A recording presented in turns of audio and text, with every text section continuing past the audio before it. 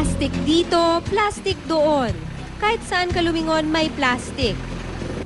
Dito sa Bacolod City, 90% umano sa mga basurang nakukuha sa mga kanal ay plastic.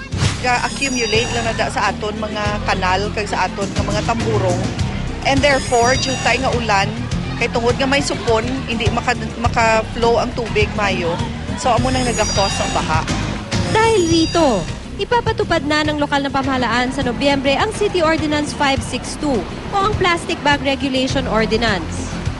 Nakasaad dito ang pag-regulate sa paggamit at pagbebenta ng plastic bag bilang packaging material.